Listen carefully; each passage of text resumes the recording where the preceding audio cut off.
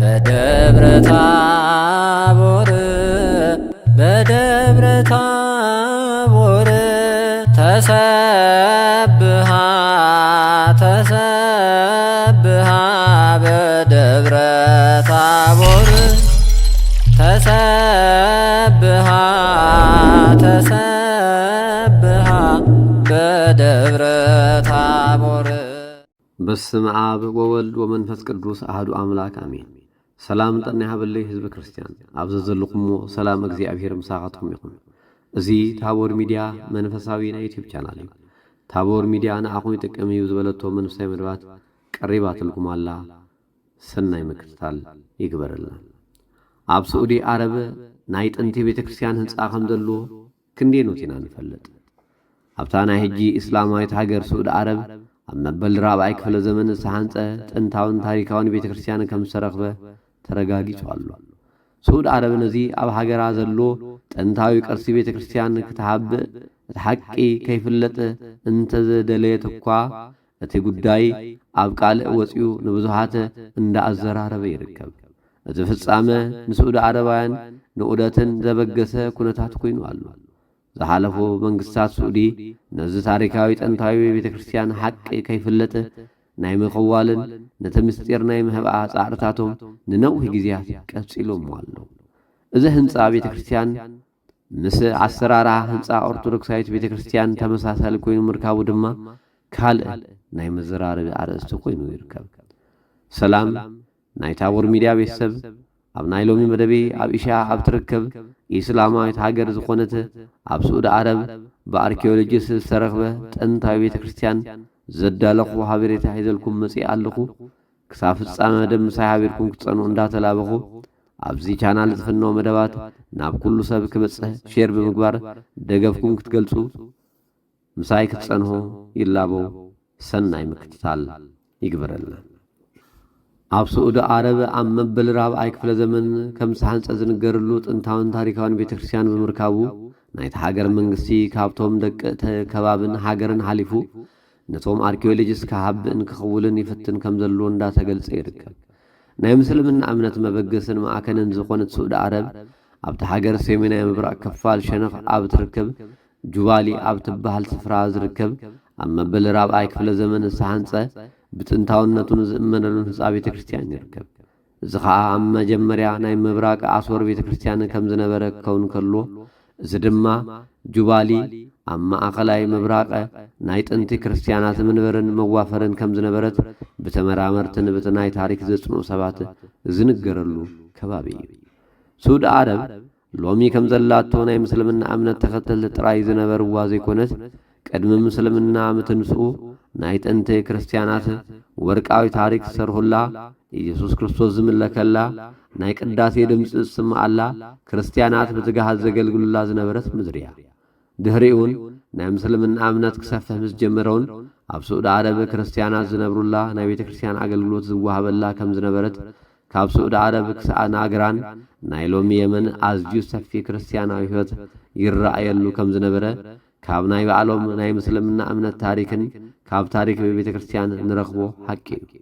ምስልምና እንዳሰፈ ኣብ ዝመጸሉ ዘመን ኣሸንኳይዶ ኣብ ሳዑዲ ዓረብ ዝነብሩ ክርስቲያናት ወላ ኣብቲ ከባቢ ኣብ ዘለዎ ጎረባብቲ ሃገራት ዝነብሩ ክርስቲያናት እኳ ከይተረፈ እንዳጠፍኡ ብምምጾም ናይ ቤተ ክርስቲያን ኣገልግሎት ናይ ክርስቲያናት ህልውና ብስደትን ብሞትን ወይን ብግዴታ ብዝለኣል ውግእ ከም ዝዳኸሙን ከም ዝጠፍኡን ገይርዎም እዩ። እዚ ኩሉ ኪደት ኣብ ሳዑዲ ዓረብ ኣብቲ ከባቢ ዘለዎ ጎረባብቲ ሃገራት ክርስቲያናት ከም ዘይህሉ ምግባርን ብሃይልን ብምፍርሃን ከም ዝምስልሙ ምግባርን ኣይኮነን ከም ዝቕተሉን ወይውን ከም ዝስደዱ ካብ ሃገራቶም ፈጺሞም ከም ዝጠፍኡ ገይሮም እዮም። ኣብዚ ሎሚ ብፍላይ ኣብ ሳዑዲ ዓረብ ክርስትናን ህንፀት ቤተ ክርስቲያንን እንተተከልከለ እኳ እታ ምድርን ታሪካን ወርቃዊ ናይ ክርስትና ኣገልግሎት ዝገልጹ ታሪካዊ ቅርስታት ናይ ቤተ ክርስቲያን ህንጻታት ቆይሞም ዝምስክሩ ኮይኖም ኣብ ኣደባባይ እንዳተገልጹ ይርከቡ። ሎሚ ዘለው ካብ ምስልምና እምነት ወጻኢ ከይክተሉ ብኣገዳዲ ሕጊ ዝተኸልከሉ ናይ ሳዑዲ ዓረብ ዜጋታት ክልተ ዓይነት ናይ እምነት መንነት ከም ዘለዎም ወይውን ከም ዝነበሮም ምእማን ግድን ይብል። እዚ እውን ናቶም ኣቦታቶምን ኣዴታቶምን ከይተረፈ ገሊኦም ጣዖት ዘምልኹ ገሊኦም ነቲ ሓቀኛ ኣምላክ ዝኾነ ኢየሱስ ክርስቶስ ዘምልኹ ዝነበሩ ክርስቲያናት ከም ዝነበሩ ዘነጽር ታሪካዊ ቅርስታት ብምርካቡ ሙስሊም ኮይኖም ጥራይ ከም ዘይነበሩ ክንርዳእ እቲ ታሪካቶም ግድን ይብለና። ነዚ ክውን ዝኾነ ነገር ሓቅን ክቕበሉን ክሰምዑን ስለዝደልዩ ሳውዲ ዓረብ ተጀሚሩ ክሳዕ ዝውዳእ ኩሎም ሙስሊም ከም ዝነበሩ ጌራ ብምስትምሃር ሎሚ ኣብ መላእ ዓለም ለካዊ ኣተኩሮ ሲሂቡ ዘሎ ነዚ ጥንታዊ ህንፃ ቤተ ክርስቲያን ከይፍለጥን ከይረአይን ናይ ምሽፋንን ናይ ምህብኣን ተግባራት ተዋፊሮም እንተጸንሑ እኳ እቲ ዜና ግና ናብ ብዙሓት ከም ዝበጽሕ ተኻኢሉ ኣሎ። ኣብ ናይ ስዑዲ መንግስቲ ዘለው ናይ መንግስቲ ሓላፍነት ስራሕ ዝሰርሑ ሰባት ነዚ ብኣርኪኦሎጂስት ዝተረኽቡ ህንፃ ቤተ ክርስቲያንን ታሪክ ክርስቲያናዊ ቅርስታት እንዳሰወሩን መታን ከይርከቡ እንዳሃብኡ ከም ዝኾነ ይሕበር ኣሎ። እቲ ምክንያት ድማ ናይቲ ሃገር ህገ መንግስቲ ተሪድ ዝኾነ ህጊ ሸሪዓ ስለ ዝኽተልን ኣብዛ ኢስላማዊ ዝኾነት ሃገር ዝኾነ ካብ ምስልምና እምነት ወፃኢ ብፍላይ ድማ ክርስቲያናዊ ምልክታትን ስርዓታትን ኣጥቢቑ ዝኽልክል ስለ ዝኾነ ኣብ ውሽጢ ቤተ ክርስቲያን ዝተረኽቡ ናይ ኣርኪኦሎጂስት ቅርስታት ካብ ተመራመርቲ ሰዊሮሞ ይርከቡ።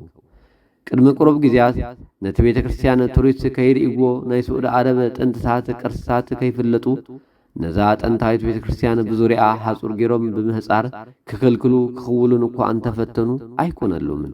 ንህዝቢ ስዑዲ እዚ ጋሻ እንተረእዩ ዘይፍለጥ ኩነታት ብምዃኑ ብዘይካ መስጊድ ካልእ ቤተ እምነት ከም ዘሎ ንምርኣይን ንኽእዘቡ ካብ ዘለዎም ሃንቀውታት ዝተበገሰ ነቲ ሓጹር ሓሊፎም ናይ ጥንቲ ናይ ስዑዲ ዓረብ ክርስቲያናት ዘምልኹሉ ዝነበሩ ቤተ ክርስቲያን ንምርኣይ ንምምልካት ደው ኣያበሎምን። ጥንታውን ታሪካውን ዝኾነ ኣብ ስዑዲ ዝርከብ ቤተ ክርስቲያን ናይ ታሪክ ተመራመርቲ ሓደ ግምታት ብምውሳድ ክትንትኑ ሓሳቦም ክህቡን ከለዉ እዚ ቤተ ክርስቲያን ኣብ መበል 4ይ ክፍለ ዘመን ካብ ወሽመጥ ዓረብ ዝኣተዉ 5 ኣሶራውያን ናይ ምብራቕ ኦርቶዶክስ ጳጳሳት እቲ ቤተ ክርስቲያን ብሃዲኦም ከም ዝተተኽለ ዝተሃንጸን ይንገር። እዚ ወሽመጣዊ ዓረብ ዝነብሩ እንዳተባሃሉ ጽዋዕ ሃገራት ዓረብ ኣብ ኢራንን ኣብ ኢራቅን ክሳዕ ሎሚ ጥንታውነቶም ሒዞም ኦርቶዶክስ ክርስትና ሃይማኖቶም ሃልዮም ክሳዕ እዛ ሕጂ ግዜ ብምንባሮም ኣብ ስዑዲ ዝተረኽቡ ናይ ቤተ ክርስቲያን ተረፍ መረፍ ቅርስታት ናይዞም ክርስቲያናት ናይ ኣገልግሎት ማእኸልን ስፍራን ከም ዝነበረ ንምርዳእ ተኻኢዱ ኣሎ። ስዑዲ ዓረብ ንክርስትና ብመቅጻዕቲ ይኹን ብሕጊ እንተዘይትኽልክል ነይራ ሎሚ ንዝተረኽቡ ታሪካውን ጥንታውን ናይ ቤተ ክርስቲያን ቅርስታት ናይ ኣምልኾ ስርዓት ከም ዝቕጽልን ምገበሩ ነይሩ። ምናልባት በቲ ቅድም ጊዜ ዝነበሩ ናይ ኦርቶዶክስ ክርስቲያናት ብግዴታ ከም ዝኣምኑ ተገይሮም ወይ ብሴፍ ተቐቲሎም ወይ እውን ብስደት ካብቲ ሃገር ክወፁ ተገይሮም እቲ ከባቢ ካብ ክርስቲያን ነፃ ከም ዝኸውን ተገይሩ እዩ።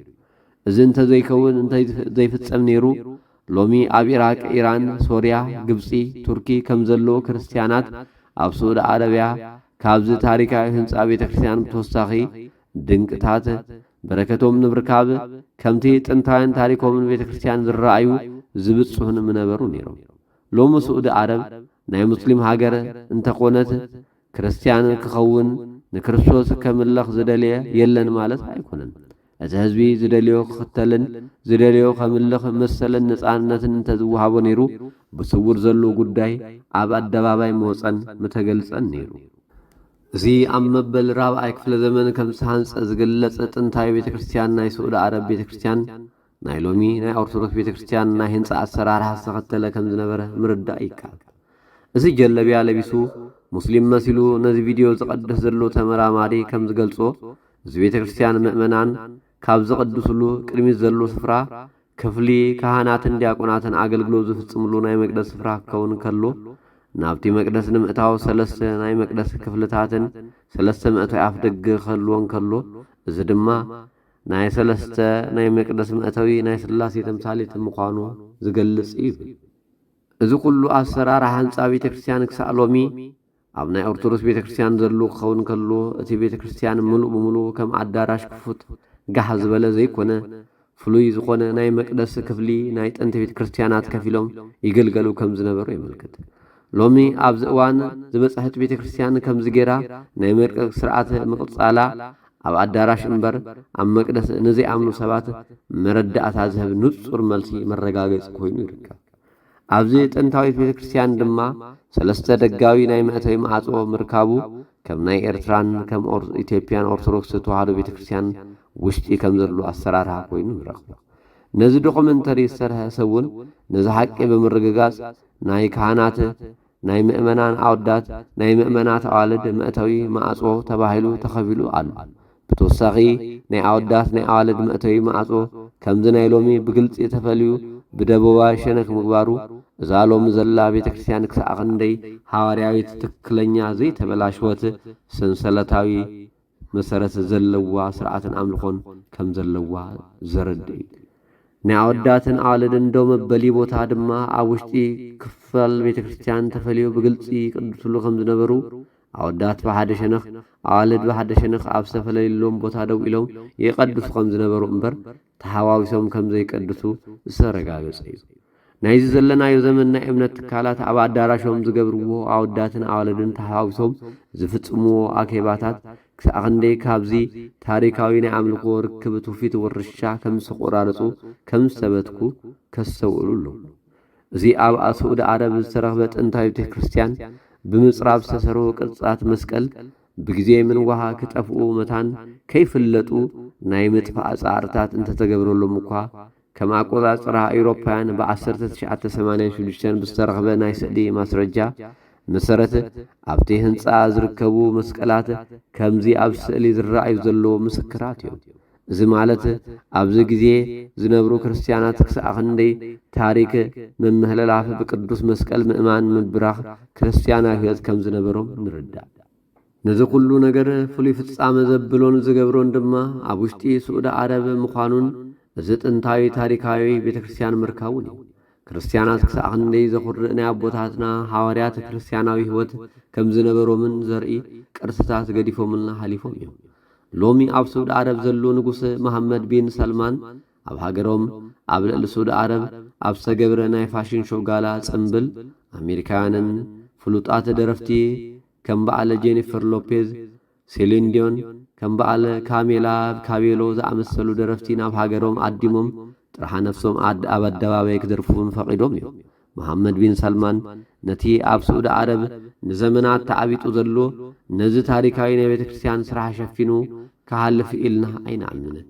መሐመድ ቢን ሰልማን ስቒሉ ብእበጦ ዝኸይድ መራሃይ ዘይኮነስ የማን ጸጋም ብምርኣይ ዝኽይድ መራሃይ ምዃኑ ብናይ ኮፕቲክ ኦርቶዶክስ ቤተ ክርስቲያን ዘይህለል ጻዕሪ ሓድሽ ቤተ ክርስቲያን ኣብ ሃገሮም ክህነጽ ስምም እንዳገበረ እንከሎ ነዚ ናይ ጠንቲ ኣብ ገዛእ ሃገሩ ዘሎ ሰባት ዘምልኹሉ ዝነበሩ ጥንታዊ ቤተ ክርስቲያን ከይብጽሕ ወይ ከይግለጽ ኣይክልክልን ዝብል ተስፋ ኣለና።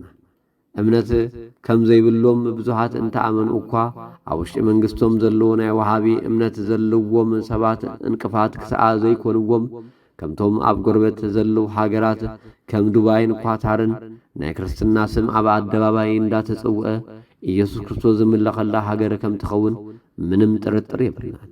እቲ ምክንያት ድማ ኢየሱስ ክርስቶስ ብቃሉ እዚ ወንጌል መንግሥቲ ኸዓ ንምስክር ኩሎም ኣሕዛብ ኣብ ዘለዓለም ክስበኽ እዩ ሽኡ መወዳእታ ይመጽእ ኢሉ ኣብ ወንጌል ማቴዎስ ምዕራፍ 24 ቁጥሪ 14 ዝተዛረቦ ትንቢት መታን ክፍጸም እዚ ናይ መንግሥቲ ወንጌል ናይ ሳዑዲ ዓረብ ኣፍ ደገ መኮሖኮሆ ናብ ውሽጢ ምእታው ዘይተርፍ ትንቢታዊ ቃል እዩ። እዚ ክኸውን ድማ መሐመድ ቢን ሰልማን ነታ መጻኢት ሳዑዲ ዓረብ ምስ ካልኦት ናይ ዓለም ሃገራት ኣካይዳ ዝተመዓራርየ ኣካይዳ ክህልዋ ንምግባር ዝረኣዩ ዘሎ ምንቅስቃሳትን ተግባራትን ክርስትና ኣብ ሳዑዲ ዓረብ ምግላጹን ቤተ ክርስቲያን መስርሑ ዘይተርፍ ምዃኑ መረዳእታ ኮይኖም ይረኣዩ ኣለዉ። እዚ ድማ ኣብ ዘለናዮ ዘመን ክኸውን ንኣምላኽና ኢየሱስ ክርስቶስ በቲ ዝገበሮ ድንቂ ስራሕ ርኢና ክነመስግን ይፍቀደልና። ነዚ መራሒ ሳዑዲ ዓረብ መሐመድ ቢን ሰልማን መንፈስ ቅዱስ ልቦኑ ኣተሳሲኡ ንቤተ ክርስቲያን ኣገልግሎትን ንክርስትና ሃገሩን ገዝኡን ክፉት ክገብር ኢየሱስ ክርስቶስ ይርዳእ እዩ። ነዚ ታቦር ሚድያ ተኸታተልቲ ዝኾንኩም ኩልኩም ነዚ ቻናል ሰብስክራይብ ብምግባር ኣብዚ ቻናል ዝፍኖ ሓበሬታ ብእዋኑ ክበጽሓኩም ናታ ደውል ምልክት ብምጥዋቕ ቤተሰብ ኩኑ። ኣብዚ ቻናል ዝፍኖ መደባት ናብ ኩሉ ሰብ ክበጽሕ ሼር ብምግባር ደገፍኩም ክትገልጹ ክሳብ ፍጻመ መደብ ምሳይ ስለ ዝጸንሓኩም እንዳመስገንኩ ሰናይ ቀነ ይግበረልና። በደብረ ታቦር በደብረ ታቦር ተሰብሃ ተሰብሃ በደብረ ታቦር ተሰብሃ ተሰብሃ በደብረ